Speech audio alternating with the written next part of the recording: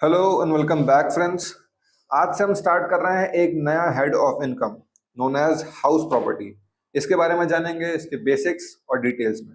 सबसे पहले जानते हैं इनकम फ्रॉम हाउस प्रॉपर्टी होता क्या है। Income from house property is basically आपकी हाउस प्रॉपर्टी आपको जो कमा कर दे रही है उस पर टैक्स लगाने के लिए एक हेड बनाया गया है, उसको बोलते हैं इनकम फ्रॉम हाउस प्रॉपर्टी। अब आपके लिए इनकम फ्रॉम हाउस प्रॉपर्टी कब आएगी? टू क्वालिफाई, आप एक प्रॉपर्टी के लीगल ओनर होने चाहिए and property should not be used for your own business, profession और सेल्फ ऑक्यूपेशन। टैक्स कब लगता है? जब आप रेंट आउट करते हैं अपनी प्रॉपर्टी को। अगर आप दो से ज्यादा प्रॉपर्टी ओन करते हैं और वो लेट आउट भी नहीं है तब भी उन्हें डीम्ड लेट आउट मान लिया जाता है। अगर आपकी प्रॉपर्टी वेकेंट है बट रेंटेबल है तो टैक्सेबल हो जाती है वो। और सेल्फ ऑक्यूपाइड प्रॉपर्टी, उनके लिए कोई टैक्स नहीं लगता है। अब टैक्सेबल इनकम हाउस प्रॉपर्टी पर कैलकुलेट कैसे होती है, इसमें जानने वाले दो की पॉइंट्स हैं, एक gross annual value and net annual value. Gross annual value is higher of the actual rent received और एक्सपेक्टेड रेंट। इस अगर आपकी सेल्फ ऑक्यूपाइड प्रॉपर्टी है तो उस केस में वो जीरो हो जाती है।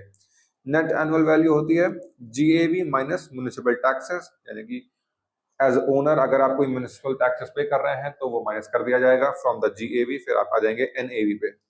उसके बाद डिडक्शंस मिलती हैं आपको दो, एक standard deduction and home loan interest. Standard deduction is 30% of NAV flat and home loan interest depending upon different scenarios, late out property, self occupied property पे अलग अलग हो सकता है। अब टैक्सेबल इनकम क्या होगी? NAV minus 30% deduction plus that interest.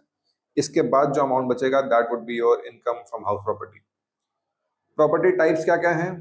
तीन टाइप है major, let out property, self occupied property and deemed let out property, अगर आपके पास मल्टीपल प्रॉपर्टी होती हैं and all of them are vacant.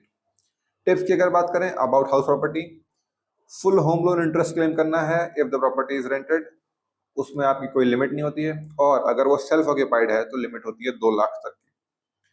Municipal property tax अगर आप पे कर रहे हैं तो डिडक्ट करना नहीं भूलना है बिल्कुल भी। ओनरशिप अगर जॉइंट है तो रिड्यूस स्प्लिट कर सकते हैं उसे आप, जिससे आपका टैक्स स्लैब स्प्लिट हो जाता है, आप बेनिफिशियल हो जाते हैं। बिजनेस को रेंट कर रहे हैं and if the rent is more than 50,000 per month तो टेनेंट के लिए 10% टीडीएस डिडक्ट करना जरूरी हो जाता है, उसका आप टैक्स क्रेडिट लेना मत भूलिएगा। ओल्ड टैक्स रेजिम प्रेफर करना आपके लिए सही होगा if you have house properties, उसमें आप डिडक्शंस ले पाते हैं सेल्फ ऑक्यूपाइड प्रॉपर्टी पर भी, लेट आउट प्रॉपर्टी पर भी, more then in the new regime.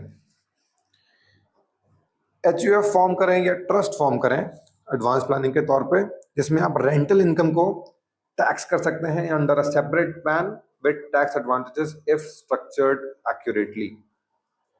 So that's all for today guys. ऐसे ही और वीडियोस के लिए हमारे साथ जुड़े रहिए। On advice brain, thank you very much.